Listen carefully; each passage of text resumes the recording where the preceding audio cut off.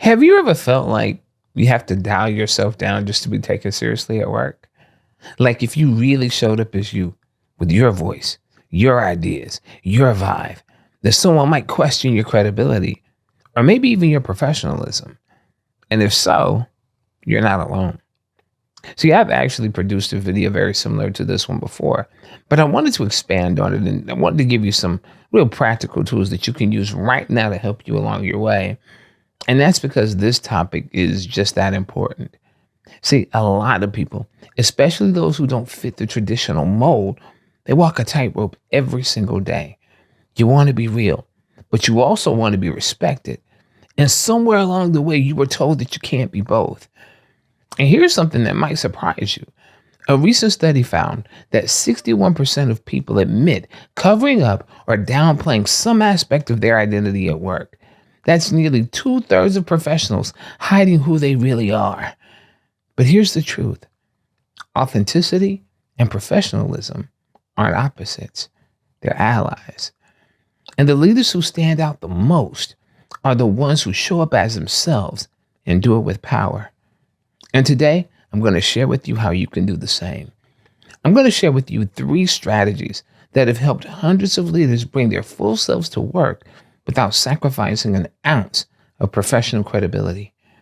And one of these strategies is so counterintuitive that it goes against everything most of us have been taught. And so let me tell you about a brilliant professional. And in order to protect the innocent and keep their identity a secret, I'll just call him James, okay? So James had vision. He had insight. He had a natural charisma that people were drawn to. But when he landed his first big corporate role, something changed. See, he stopped sharing bold ideas in meetings. He adjusted his tone, his language, everything just to fit in. He buried his personality, his sense of humor, his creativity, because he thought it wasn't professional enough. And over time, he wasn't just doing the job. He was performing the role of someone else. But here's the kicker. It didn't even work. Yeah, his managers liked him, but they didn't see him. See, to them, he was competent, but he was forgettable. Why? Because when you hide who you are, you disappear. And leaders don't disappear. They stand out. And during a lunch with a close friend of his about 6 months into his role, James looked exhausted. And the energy that he had, well, it was gone. And when his friend asked him how things were going, he said something profound. He said, "I am so tired of translating myself." That phrase, translating myself, it perfectly captures what so many of us do. We take who we really are and convert it into something that we think is acceptable. And you lose something in translation when you do that. Now for James, this breaking point became a turning point. He made a decision that actually terrified him. He would stop performing and start being real. And at first it started small. In his next team meeting, when he was asked of his opinion on a marketing strategy, instead of giving the safe answer, he shared what he actually thought, and with the humor and with the passion that came naturally to him. And for a moment, there was silence. And then his director said, "That's the most interesting perspective I've heard all day. Tell me more about that." And you see, that was just the beginning of everything for James. Eventually, he made the decision. He stopped hiding. He leaned into his voice, his values, his presence, and everything changed. He earned more respect. His confidence grew, and opportunities started finding him. And within a year, he was promoted twice, not because he finally figured out how to blend in, but because he finally had the courage to stand out. Why? Because people don't follow perfection. They follow truth. And James's story isn't unique. This transformation happens again and again with leaders across industries. When they stop exhausting themselves trying to be someone else and start channeling that energy into being more of who they are, their leadership doesn't diminish, it amplifies. So, why do so many professionals struggle to be authentic at work? Because we've been sold three myths. Myth number one: professionalism means blending in. We're taught to fit the mold, not to break it. See, this myth is particularly damaging because it equates professionalism with conformity. But think about the leaders who've made the biggest impact in any field. They didn't succeed by blending in. They succeeded by bringing something distinct to the table. Myth number two: being too real makes people uncomfortable. So we trade authenticity with acceptance. Now, there's a grain of truth here. Authenticity can make people uncomfortable, but that discomfort isn't always negative. Sometimes it's the productive discomfort that leads to growth, innovation, and deeper connection. The question isn't whether you make people uncomfortable, it's whether that discomfort serves a purpose. Myth number three: you can't be yourself and be respected. See, we believe it's either or and never both. This is perhaps the most pervasive myth of all. It creates a false choice between being authentic and being respected. But what if the opposite is true? What if the more you try to be someone you're not, the more people sense that incongruence and the less they trust you? But here's what's real. The most trusted, magnetic, respected leaders are the ones who blend authenticity with excellence. And you can too. The key is understanding that authenticity isn't about unfiltered self-expression. It's about intentional alignment between who you are and how you lead. So let me show you exactly how to create that alignment, okay? So let's break down exactly, what you need to do. Step one: redefine what professional means. Professionalism isn't about how well you hide your identity. It's about how well you honor your responsibility. This redefinition is critical because the traditional definition of professionalism was never designed for diversity.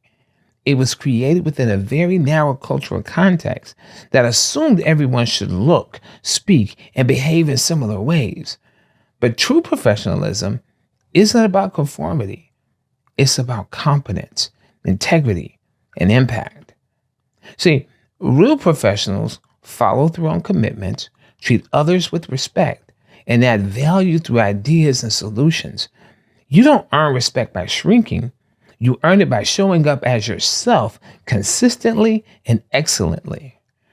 And none of that requires muting your personality, changing your voice, or hiding your truth. And let me give you a practical exercise to redefine professionalism for yourself. I want you to take a sheet of paper and draw a line right down the middle. On the left side, write traditional professionalism and list all the rules you've been taught about how to be professional. And on the right side, write value-based professionalism and translate each rule into a value-centered alternative. For example, traditional: don't show too much emotions. Value-based: channel emotion into passion for results. Traditional: speak like everyone else. Value-based: communicate clearly and authentically. Traditional: conform to unwritten dress codes. Value-based: present yourself with intention and respect. See, this exercise helps you shift from rule following to value alignment, which is the essence of modern professionalism. There was a leader in the financial industry, and the financial industry is known for its rigid professional norms. And this leader struggled with feeling like an outsider because of her more expressive communication style. Well, through this exercise, she realized that she could honor her responsibility to communicate clearly while still maintaining her natural expressiveness. So what was the result? Her team reported higher engagement and better understanding of complex financial concepts because of her authentic communication style. And it made more difficult information more accessible and easier to understand. So remember, Professionalism is about the value you bring and not the parts of yourself that you hide. Step 2, lean into your strengths and style.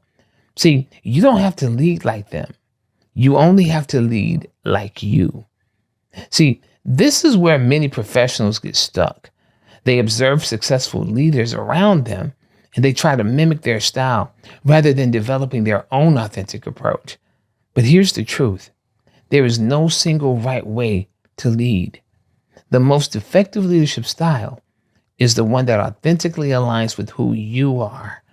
So ask yourself, what makes you memorable? How do you communicate best? What's your natural leadership rhythm? Are you the strategist? Are you the storyteller? Are you the visionary? Whatever you are, own it. Respect grows when confidence grows. And confidence grows when you stop trying to be someone else. And here's a powerful exercise to help you identify and leverage your authentic leadership style. I call it the energy audit. For 1 week, pay close attention to when you feel most energized and effective at work. What kinds of tasks, interactions, or environments bring out your best? When do you lose track of time because you're so engaged? When do people respond most positively to your leadership? Document these moments in details and look for patterns. See, these energy peaks reveal your authentic strengths and styles. There was a leader who discovered through this exercise that she became alive during collaborative problem-solving sessions, but felt drained during formal presentations. Instead of forcing herself to become a traditional presentation leader, she restructured her leadership approach to leverage her collaborative strength. She turned presentations into interactive workshops and saw immediate improvements in both her confidence and her team's engagement. So, here's a key insight. When you lead from your strengths rather than trying to fix your weaknesses, you conserve energy, increase impact, and stand out for the right reasons. Now, this doesn't mean you never develop new skills. It means you develop them in a way that enhances your authentic style rather than replacing it. Step 3, be consistently you. Now, this is the counterintuitive strategy I promised you earlier, something that goes against everything most of us have been taught about workplace success. See, the magic isn't in just showing up as yourself once. It's in doing it consistently, across rooms, across roles, across ranks. And see, this is deeply counterintuitive because of the unspoken rule in professional settings. No one explicitly tells you to be a chameleon, but it's subtly reinforced everywhere. We learn to use a different tone with executives than with peers. We see others dial up their formality in client meetings. We notice how people shift their language, their energy, even their opinions based on who's in the room. And it's never overtly taught, but it's implicitly expected. We absorb this lesson through observation, through subtle feedback, through watching who gets ahead. See, the conventional approach is to read the room and become who they need you to be. It's essentially a shape-shifting dance that happens in the shadows of professional life. But here's the counterintuitive truth. When you're constantly shape-shifting, people sense the inconsistency. It creates a cognitive dissonance. They may not name it, but they feel it. And it erodes trust. Because when you're the same person in every room, people trust you. And when they trust you, they listen. And when they listen, you lead. Consistency is the bridge between authenticity and credibility. Many professionals make the mistake of compartmentalizing, being one person with their team, another person with their boss, and yet another with their clients and stakeholders. It undermines trust because people never know which version of you they're going to get. True authenticity requires integration, bringing your whole self to every context while adapting how you express that self to serve the situation.